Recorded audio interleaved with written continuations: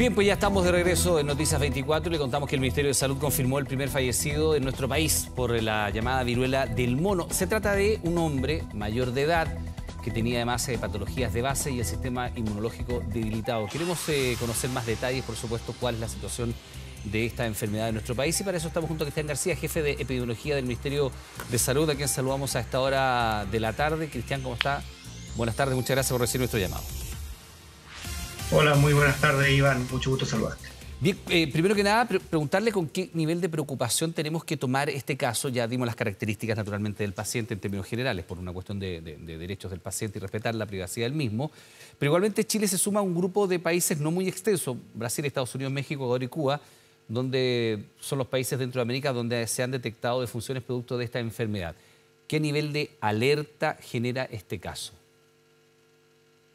Bueno, la verdad que a la medida que aumentan los casos, se acumulan en el tiempo los casos, porque en Chile, igual que en muchos otros países en el mundo, después de aumentar los casos ya van en disminución de manera importante. En Chile alrededor de 8 semanas, 7, 8 semanas, que ya está una reducción importante, pero de todas maneras, estos casos de enfermedades nuevas, de casos graves, son importantes tenerlos en este contexto. Para mirar en general, ¿cierto? En el mundo, de los más de 79.000 casos, tan solo han habido 50 fallecidos, lo que habla de que es una infección que se ha propagado de manera importante a nivel del mundo y que hasta el momento ha causado una gravedad que no es similar a otro tipo de enfermedades, como por ejemplo como con el COVID.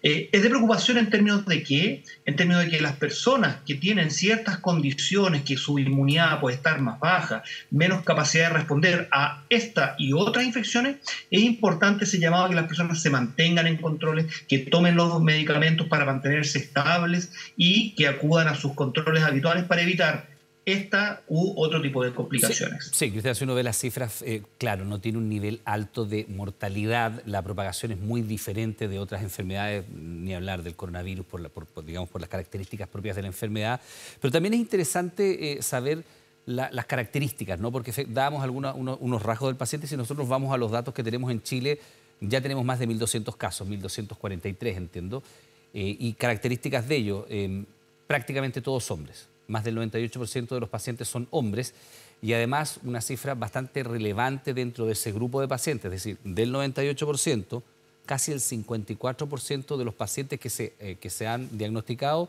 se reportan a sí mismos como pacientes con VIH. Y también la OMS en su minuto hizo algunos llamados a modificaciones en ciertas conductas que podrían ser de riesgo.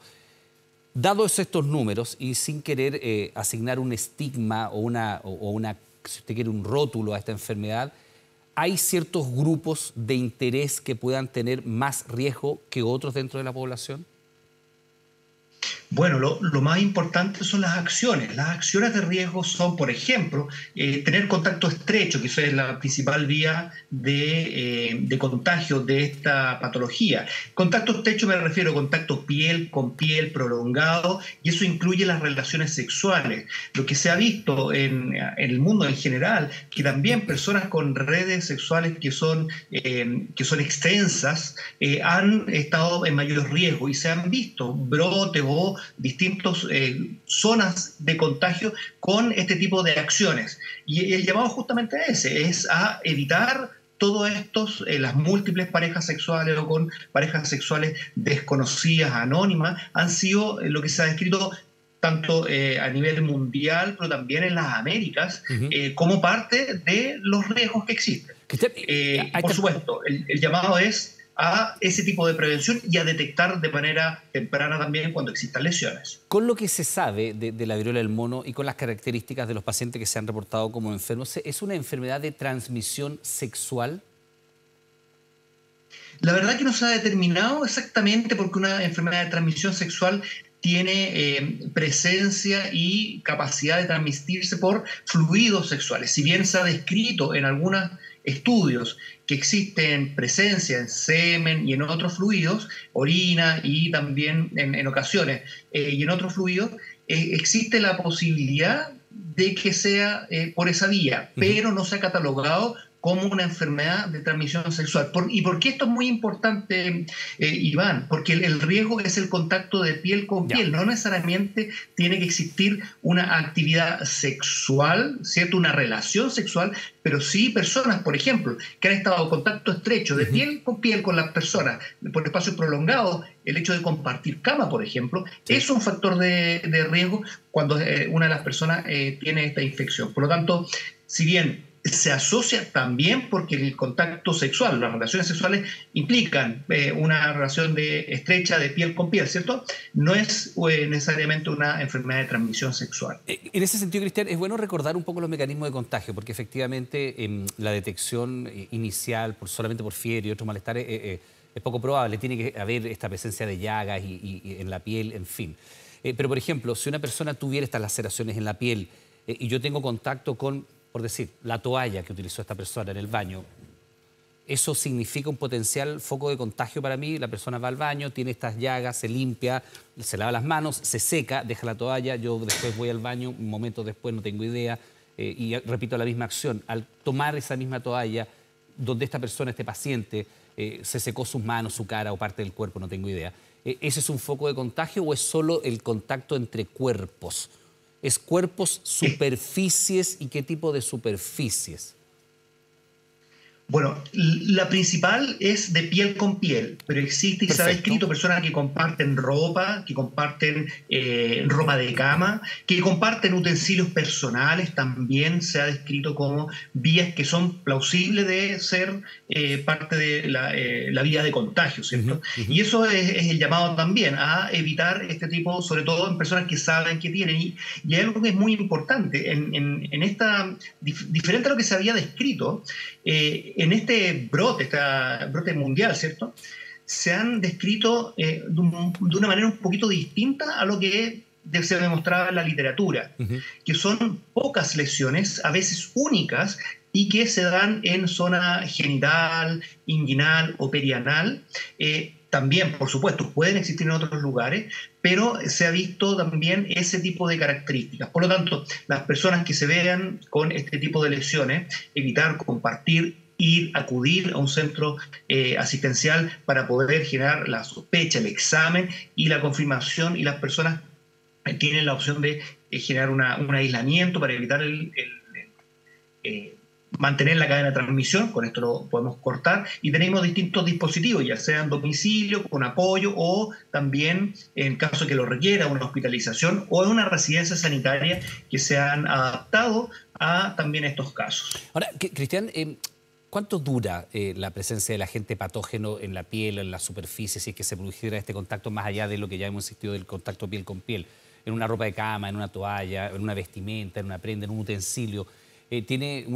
¿Cuánto dura el agente patógeno? ¿Cuánto es el riesgo de contaminación? ¿Horas, días? ¿Depende de la humedad, del calor, de la temperatura ambiente? ¿Qué características tiene en ese sentido? Todos esos son factores que, en general, a los virus que se transmiten por objetos inanimados tienen una cierta duración.